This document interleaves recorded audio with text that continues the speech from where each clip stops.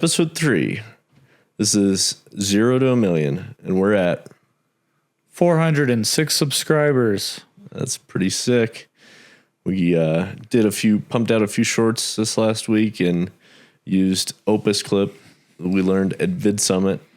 So we'll dive into some of the stuff we learned at VidSummit, some of the stuff we've learned over the past couple weeks since our last podcast. How many days has it been since our last podcast? At least 2 or 3 weeks. Maybe more.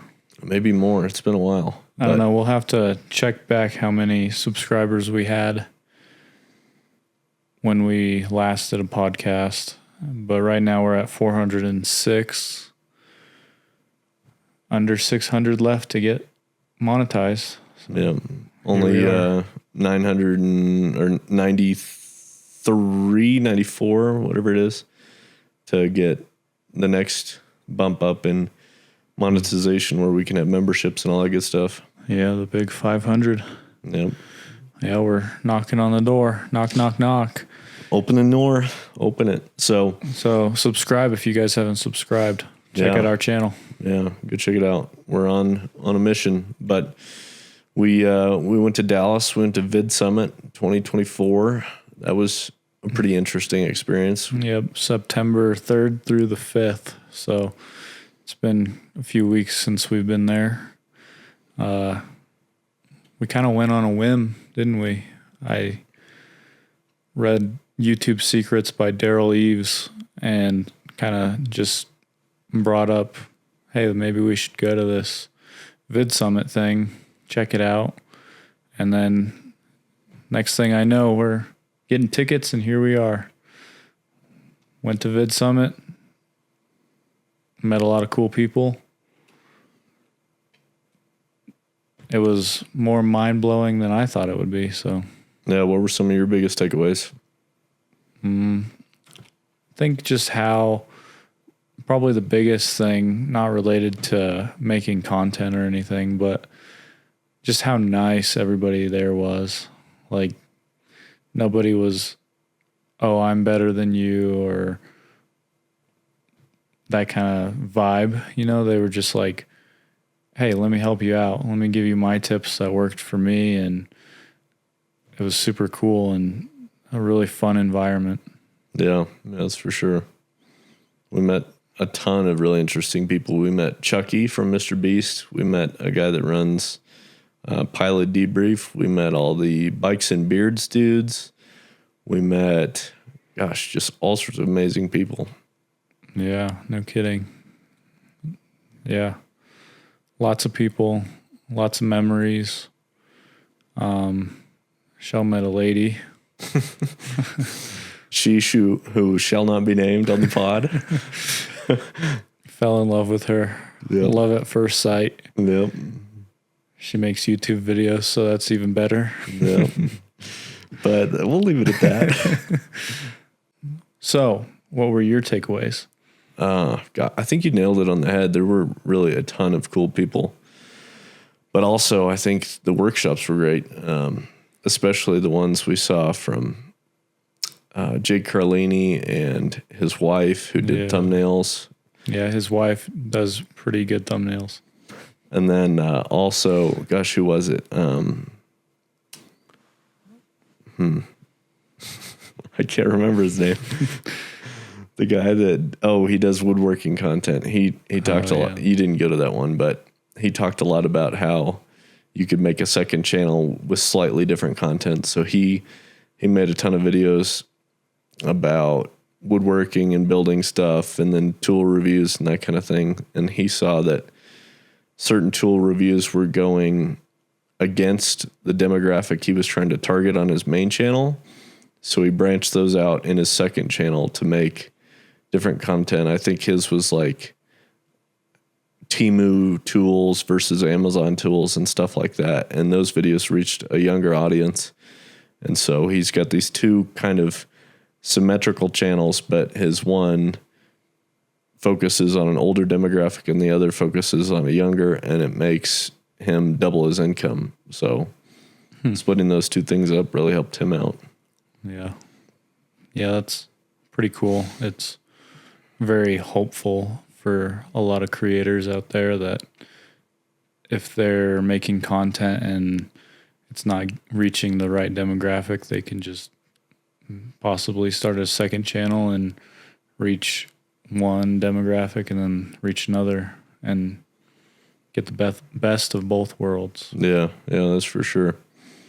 But on another note, we had 2, sort of failed videos since then, hence the Spider-Man suit. We, nice. Spider-Man, baby. It looks... here. You look like you have the Spider-Man syndrome. Dude, I look so cool. I look like Batman and Spider-Man combined. Come on. Comment down below. Who do I look like? I don't even think the eyes are on straight. But anyway, so we saw all these outliers from pretty much every creator, and they were doing videos dressing up as Spider-Man, having 50 Spider-Man, yada, yada, yada. So we were like, let's do our own spin on that and become Spider-Man for 24 hours and then do all sorts of acts of kindness and things like that. So we went to the big city and filmed, and we did a few bits, and they were fun, but we still didn't quite get it all. We just kind of dropped the ball on filming, kind of. Yeah. I think we can really... I think there's a lot of potential in it. We just got to game plan a lot more and know what we're going to shoot and film. We can't just kind of go into it expecting that something's going to go our way without having a plan, you know? Yeah. So that was one of our lessons that we learned doing that. And then we learned that the next day. And then we learned that the next day. Again. I don't want to give too many spoilers, but we took out like 10 homeless people to a Broncos game. Broncos lost, but we took... And we lost, except for the experience. We lost because we decided we were going to give a homeless person the best day of their life. And we went to the homeless shelter to find a willing candidate. And we kind of crumbled under the pressure. And I did. Well, Sheldon crumbled under the pressure when he was asked, how many do you think you can take? He was like, 10. And I looked at him and I was like, man, I don't know about 10. Yeah. Maybe 4. Yeah, that was 4 at most. But and then all these people came sprinting out of their rooms ready to sign up. Yeah, there were a lot of them. And then I started the checkout on Ticketmaster and I was like, what have I done? Yeah. Like a couple $1,000 later, we went to the Broncos game and lost. And they lost, but all the homeless people won. Yeah, it was fun. It was fun. It was a little stressful. It was very stressful. Organizing all those people. My metaphor for it was we're also track coaches on the side.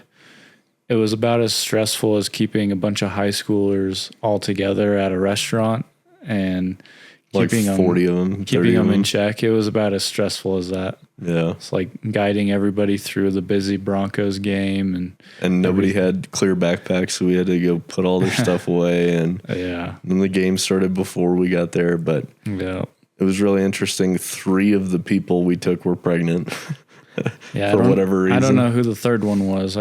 I knew who 2 of them were, but I don't know who the third one was. And then our seats were all screwed up. We had to sit away from everybody, and they were all in a row. And one lady who was pregnant was having contractions, actively trying to have her baby while we were at the game. And then I was like, hey, do you want to go back to the shelter or to the hospital to, straight up have this kid? And she was like, nope. Yeah, she was determined to have her kid at the Broncos game.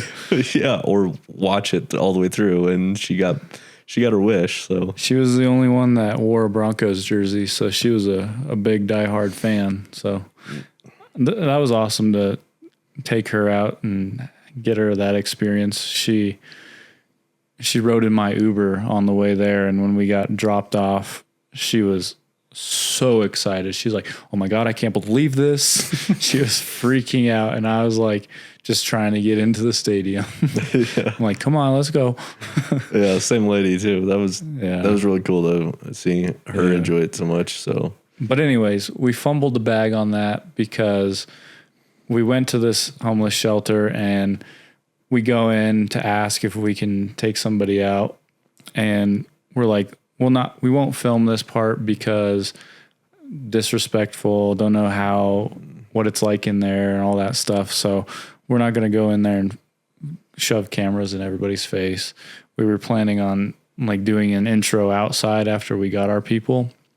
And then we had 10 people. And at that point we were like, well, I feel like this idea is kind of scrapped with filming because I don't know how we're going to film an intro with 10 homeless people and all get their consent to be on video without like disrespecting them and understanding their story. Like we couldn't really get personal with them on that personal level to tell them that it's not like us trying to get famous kind of thing that we're taking them out for, as opposed to us just wanting to be nice and just create a video out of it, And so we fumbled that bag.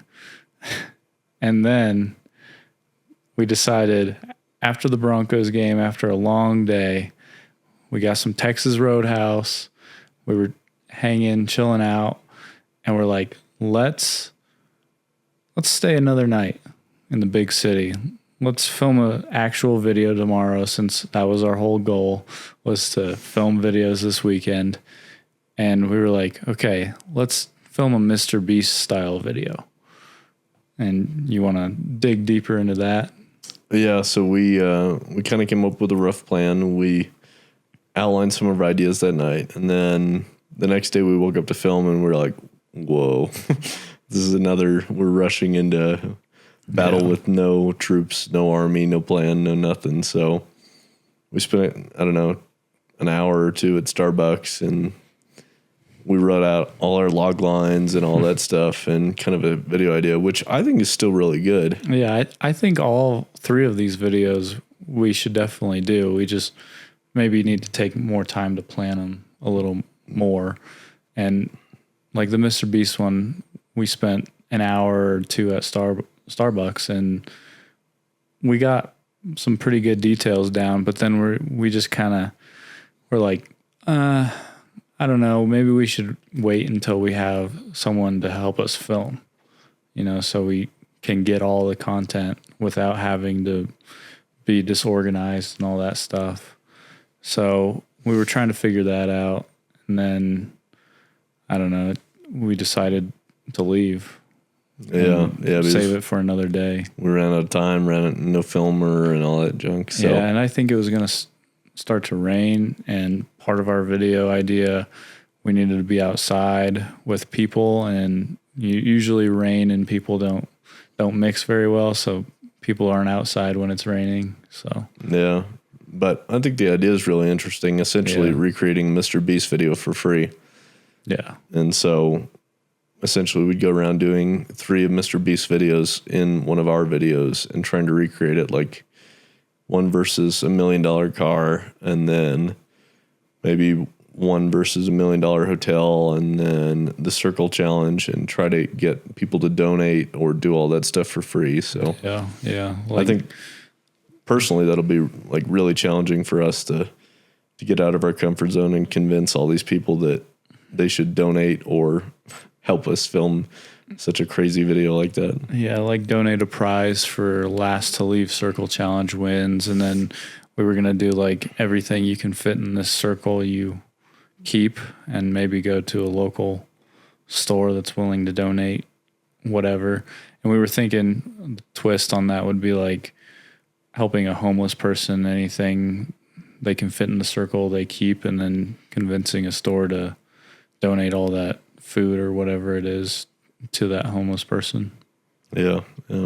But we'll circle back around and film those another day. But that leads us up to our next video, which we are filming tomorrow morning, which is I built a treehouse out of saran wrap and put it on Airbnb. Haven't quite dialed in the title yet, or at least I can't remember it, but that's pretty close. Yeah, and we got a special guest in this video. Special to us. Davers. Yeah, he was part of our first ever YouTube video. Both of them. Both of them on all of our channels, pretty much. Yep. Our first ever YouTube video we ever made, and then our first ever video we made on this Boneheads channel. So. Yep. So he's going to come with us tomorrow and build a saran wrap house and treehouse. Treehouse. Not just a house; it's a treehouse. Yes. So it's floating off the ground. And we've got 150,000 feet of saran wrap. Yeah. To put that into perspective, if you know who Jake Carlini is, he did this idea where he built a treehouse out of saran wrap, and he used a little over 6,000 feet of saran wrap. So we've got 150,000. We've got 150,000, which hopefully we can build the largest plastic wrap treehouse ever. So yeah, and then we got a twist. We're gonna try to rent it on Airbnb. So I'm excited for this video. I think it'll be good and it'll be fun to film. Yeah, that's for sure. And hopefully, we did all sorts of outlier research. All these people have had pretty banger videos from this, and I feel like we can also take the saran wrap and make boats out of it and all sorts of stuff. Yeah, we'll see how much we use. 150,000, a lot. We'll keep you guys updated. See. What is that like? That's 5 Mount Everest worth of saran wrap. How many times could we wrap the world? A quarter. I don't know. I think it's 24,000 kilometers around. I don't know, man. I don't know. All I know is that it'll be fun to film, and that leads me to my next question. What are you thinking for thumbnail? Like, are we going to keep it simple like all the other ones out there, or? That's hard to say. I guess it kind of depends on what it looks like after we're done. I know we'll take a hero shot of it. Either way, for Airbnb and for the thumbnail. For sure. So we'll send that off to Antoshi, get him to spice it up maybe a little, and A/B test it with just a realistic thumbnail. Yeah, we gotta make it flashy though. We gotta have those lights in it. Yeah, have the lights. Really in it, have it pop compared to the other ones. Yeah. So we've kind of got a rough game plan for that. Yeah. We've got a good intro that we're going to try, inspired by Mark Rober's Jello pool video. We're going to do a cut right before we water slide into the treehouse, or that is if we can water slide into it. Yeah, we'll see how that's going to pan out. That'd be gnarly. It'd be cool. It'll be awesome, but I don't know how we'd pull it off, but we'll see. Yeah. So that's part of our plan. And then something else you and I were talking about this morning, it was pretty interesting. It seems like all these YouTubers in the middle successful tier of subscribers, like 500,000 to 5 million, a lot of these guys, they seem to overcomplicate their videos. It's almost like they add unnecessary complexity, like doing some sort of crazy machine to guess who gets how many rolls of duct tape, yada, yada, for some sort of video. Yeah, we were talking about this earlier today. Like everybody, all these strategists say to add a bunch of like... They call it value to the video, and this value kind of keeps viewer engagement too. But from what I've noticed, or it might just be my personal opinion, but from what I've noticed, when those YouTubers do that, it kind of takes away from the authenticity of their videos. It makes it feel like it's too overproduced, and like if you're trying to be relatable to the viewer, it kind of takes that away, because I doubt any viewer is going to be like, I want to build a fort out of duct tape, but I'm going to pick a card that says how many rolls of duct tape I can use. Yeah. Like nobody realistically is going to do that aside from a YouTuber, trying to make more interesting content. So it just feels like I don't want to, why would I do that? Why am I inspired to make a fort out of duct tape if I can only use 5 rolls of duct tape? Like, I'm going to try to make the coolest thing I can with however many rolls it's going to take, you know? So it just feels, I don't even know what the right word is to describe kind of it. Forced, maybe. It just feels forced, and like I don't want to watch it, you know? Yeah, it feels like they're trying really hard. Yeah. And I feel like that's something interesting I noticed with like Mr. Beast and Ryan Trahan and Joe Rogan and and Mythbusters too. All these people that had successful formats, they didn't ever add unnecessary complexity as they grew. Maybe Mr. Beast did a little bit. Yeah, we were talking about that a while ago, that some of his recent videos have felt a little too forced or too produced and overproduced and not as genuine as they used to feel when he was like 100 million subscribers. Yeah, I agree. So Jimmy's sort of on the fence on that, but like Mythbusters, I'd say if you watch something from season 1 to their final season, it'd be pretty similar, but they just upgraded the cameras, the lights, and the storytelling and all that kind of stuff, but didn't bust out giant wheels and start screaming and all that jazz. Yeah, for sure. Yeah, I don't know. There's a lot of YouTubers out there that do that content. Like Jay Stu is a primary one we were just talking about. Like theirs feels forced, but also like FaZe Rug. He's got these little challenges hidden in his videos that kind of don't relate, and it just feels like he's trying to do too much. Yeah. You know, to either satisfy the viewer or keep engagement or just make an idea just a little bit bigger, but then it kind of takes away from that idea. Yeah, I agree. It's almost like Matthew Beam in one of his recent videos where he did a bunch of fish tank challenges or something. Yeah. He had like this competition with that fish tank lady, she's super popular, that she judged the competition, and it was like so half-assed. Yeah.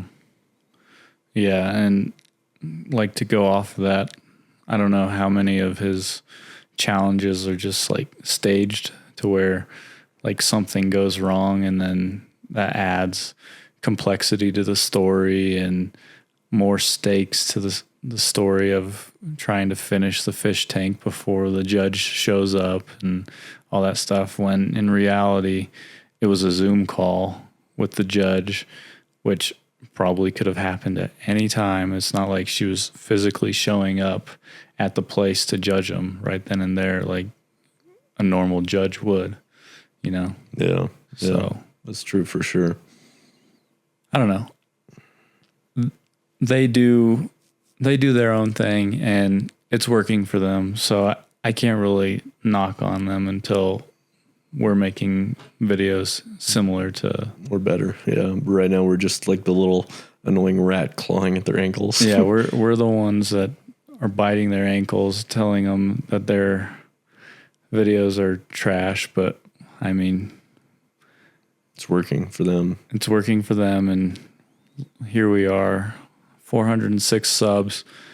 Thank you, guys. Dishing out advice. Yeah, dishing out advice. But hey, sometimes you gotta be a harsh critic, and I guess it's good for us because we know what we want, and we want to stay true to that so that we don't become what we sought to destroy, as we always say. Yeah, true. And I feel like Unspeakable does a pretty good job of that, at least in the handful of videos I've seen. He seems like he does things authentically, and it's all there. And his subscriber count reflects that. I mean, and his average view count sort of reflects that. I think he's kind of in the millions now, so he's kind of grouped in with the rest of those people that are just getting... Yeah, I think also, like, some of these guys have these ideas and... Some of them aren't that great of ideas, you know, like they don't give you that wow factor when you read them on the screen or scroll by.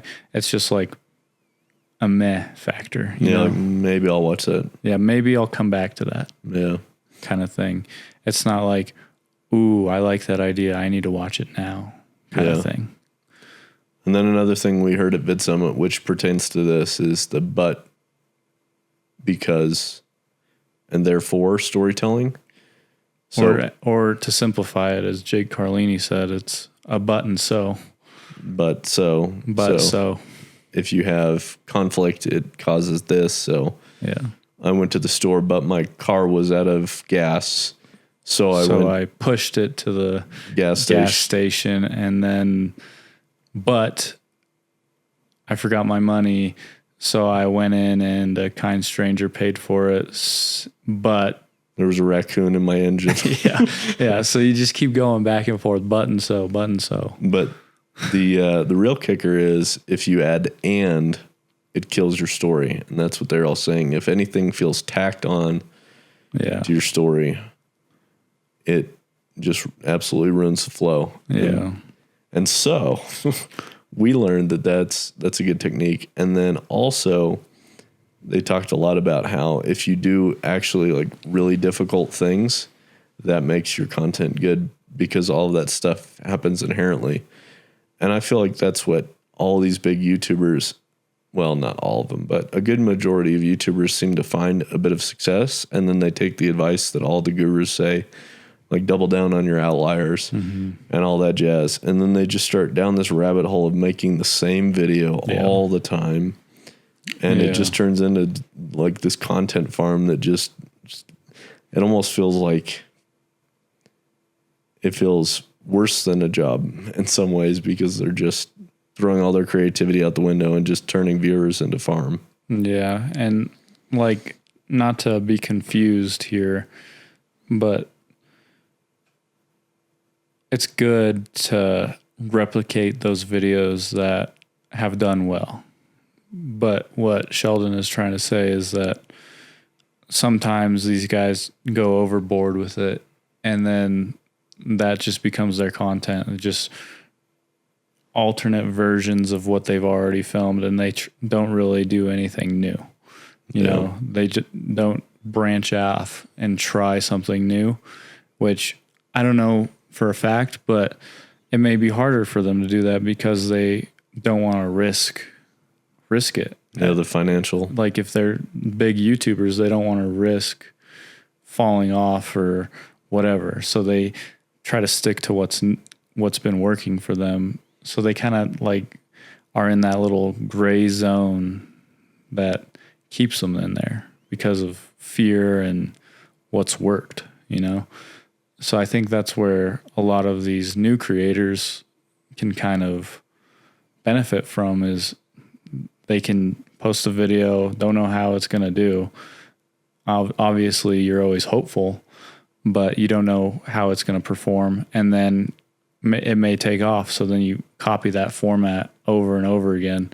But there's a point where you got to stop copying that content and find another bucket, as I would say, or as we learned at VidSummit.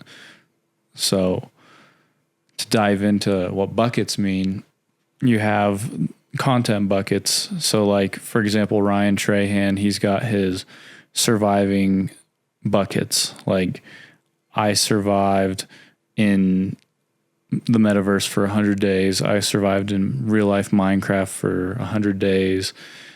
And then to kind of branch off of that as like a sub bucket, I survived, or I experienced sensory deprivation or the world's loudest and quietest rooms. Those are all like one bucket. And then he's got his penny series as another bucket. And then he's got like a few tech review or like Amazon finds or weird videos like that. And then he's got his other bucket that has recently done good, like testing 1-star restaurants, yada, yada, you know? So those are like the content buckets that you have repeatable, successful formats, like a successful format that is repeatable. Yeah. Yeah. So finding those, but also knowing when the bucket's full and you need to move on to another bucket. That was pretty good. The bucket is full. That was a good quote. Clip that. Clip that. Clip that. Learn when your bucket's full. Yeah. I feel like that's something Mr. Beast has done pretty tastefully. I feel like he's really innovated on his content continuously. Yeah, I would agree. And I mean, it shows. True. He's the biggest YouTuber in the world. So, like, it shows that he knows, and he's good at knowing when that bucket is full. Yeah, and I think he saw that, and he's seen that recently. I'll be curious to see what his next video is besides the twins thing, because he teased that. So that's obviously coming out tomorrow. But that is tomorrow. And then, so he seems like his buckets have almost gotten full, though. I mean, I don't, of all his content formats that we've seen recently, I feel like they've all kind of run their course. Yeah. And he almost feels like he's matured the way some of the 1 million to 5 million subs guys have, like Rug and all, and they've just they've run that cycle a while. And maybe I feel like he's really got to innovate pretty hard to bring us something we haven't seen before and want to see again. Yeah, I mean, it helps that he has a team of 1 million, Yeah. to help him brainstorm that. But I am curious to see what he comes up with. And I'm really curious to see what his Prime TV show is going to be like. Yeah. And if that like changes the course of his YouTube content as well, I'm sure it probably will. I mean, he'll see all the cinematography of what it could be like, and well, that too. And just like, I'm more curious if he's going to like, if it's going to be successful, and if he's going to be like, okay, now I'm going to start doing that kind of stuff on my YouTube channel. Yeah. Like, he already tried. I don't think it was the best video ever, but... Which one are you talking about? Like, I think it was like with Mac, and where he filmed it continuously. Oh, yeah. Like, it was like a 10-minute video, and it's all filmed continuously, and Mac was trying to escape or something. I don't remember if it was Mac or not, but... Yeah, it was. I'm pretty well, no, you might be right. But anyway... Mac's been in a lot of videos. Yeah, that's for sure. To say the least. But yeah. So moving forward, I don't know if we mentioned this in the last episode or not, but we really want to go back to Mr. Beast's old content and kind of recreate some of that magic that he had of like the free bank and all that jazz. Yeah, and I think it's been long enough since he's done it and all the copycats out there have done it that it might feel fresh again on the market, but you never know. So we're here to try that out. Yeah. So you guys don't have to. Yeah, we'll be the guinea pigs. But I think it's cool, like the magic that Dobrik brought. You and I both talk about that often, is how David Dobrik's vlogs were really cool because he gave stuff away and it was very feel good vibes, and it made you like your heart happy. Yeah. Yep. Yeah, I really like that kind of content. Like MD Motivator on, I think he's on YouTube, but I know for sure on like TikTok and Instagram, where he just goes out and does random nice things for people, and like it's just so heartwarming and wholesome. Yeah. It's awesome. And I love that kind of content. Yeah, that's true. It's good stuff. And then what else we got on the docket? We're also going to hopefully transcribe all our stuff with Ditto. We saw them at VidSummit, so I took that the wrong way. I thought you were talking about Diddy. No. Yeah, Ditto, not Ditto. Diddy. So it AI translates your videos, so that's pretty cool. So we can pick up subs in other languages once we get that feature. Yeah, but that could be a while. And then what else do we see? We saw Opus Clip, another AI tool that we've been using a lot recently that scrubs through your whole video and finds stuff that's interesting to clip, and then it can automatically post. So we started up all our channels on Facebook, Instagram, YouTube, Twitter, and TikTok. So we're posting concurrently to all those platforms.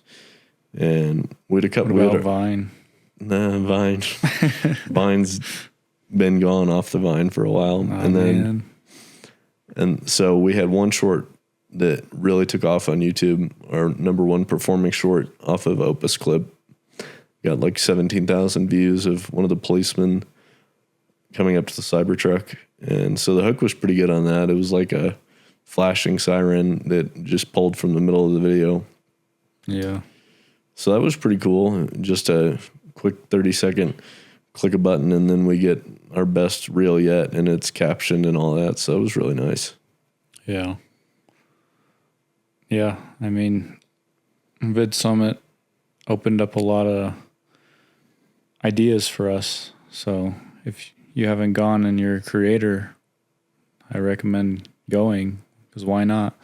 You'll see us there. Yeah, you'll see us there. You'll see a lot of people there that look very familiar, but you're like, I don't know who that is, but I've seen them before, you know? Yeah. We did that a lot. Yeah, there was a lot of people there. Yeah.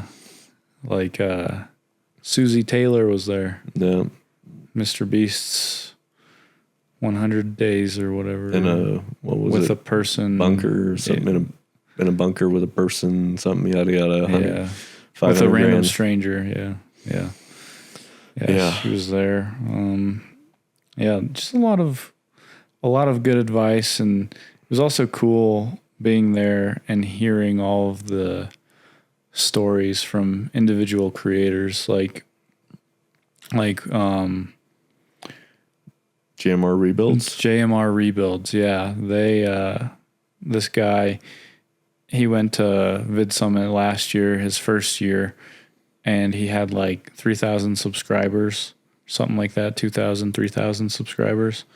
And then after VidSummit, he set some goals, and he's now at 14,000 subscribers and making money off of it. And he just hired a new guy to come on his team. And so it's pretty cool to hear all the success stories from people there, or even the ones that are just so humble, like Pilot Debrief, just like rakes in millions of views, and he's just chilling. He's just hanging around. Like, YouTube's not my life, but he knows how to do it and do it well. And he's got his proven strategy for himself. And it's just awesome to hear all the stories. Yeah.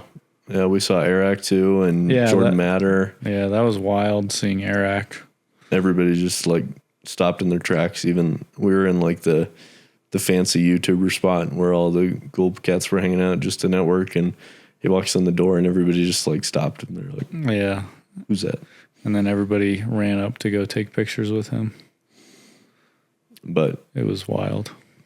I think the coolest experience I had with one of the biggest guys was when we talked to Chucky from Mr. Beast for a while, and just hearing him talk and his depth of knowledge and presence in the space, and just the speed at which he thinks was incredible. He was talking at like some absurd words per minute, and he was just spitting so much knowledge in a hurry.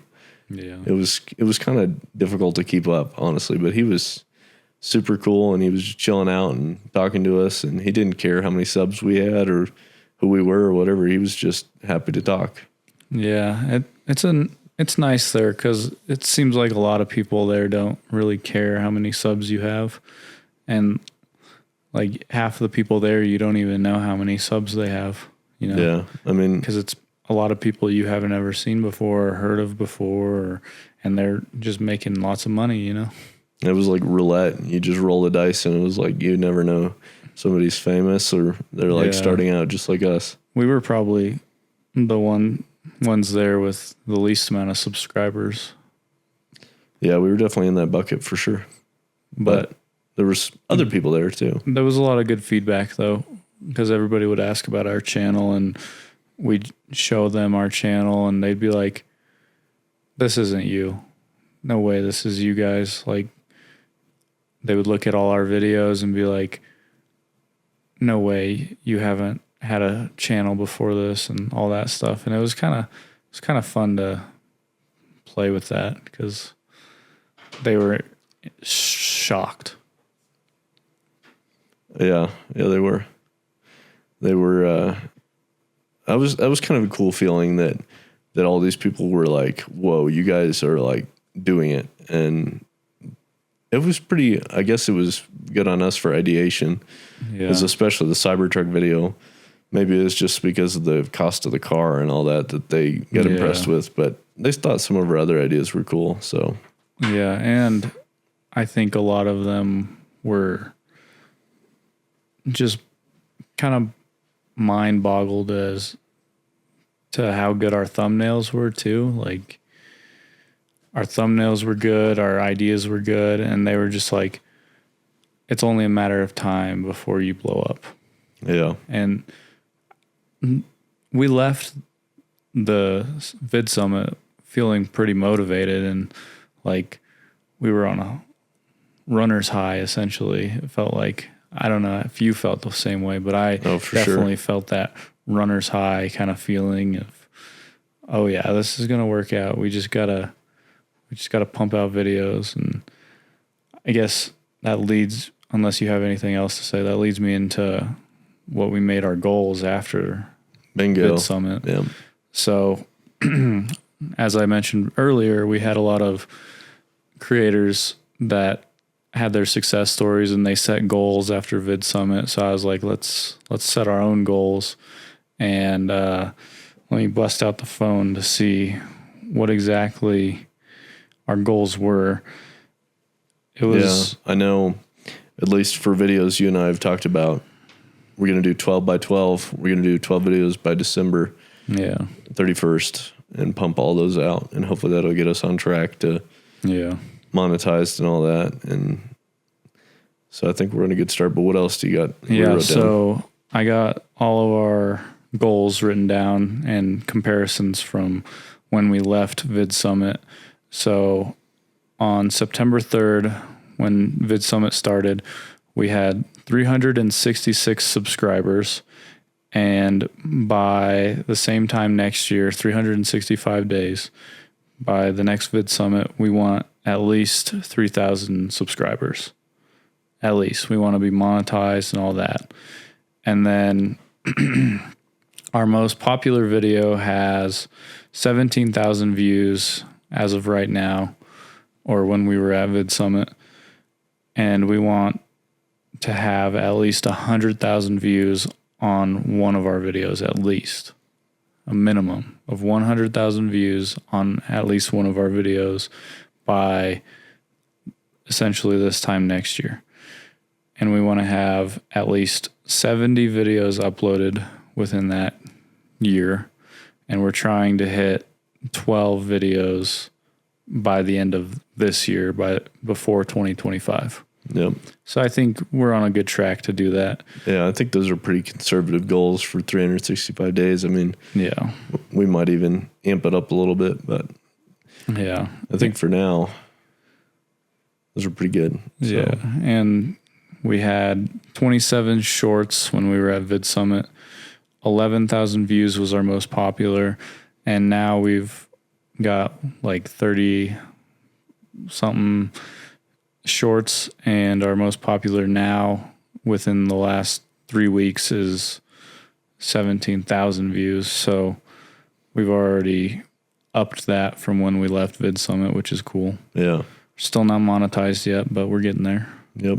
So I think that's a good place to end it. So we'll update the crew on the next podcast. And Daver's just rolled in. He's sitting in the back ready for our video tomorrow, building the saran wrap house. So we'll update you on the next pod about how that went, and hopefully it'll be live by then. Yeah, Friday, September 27th is the day. We had 406 subscribers today. Yep. So game on for the next one. Yep. All right. We'll see you all on the next one.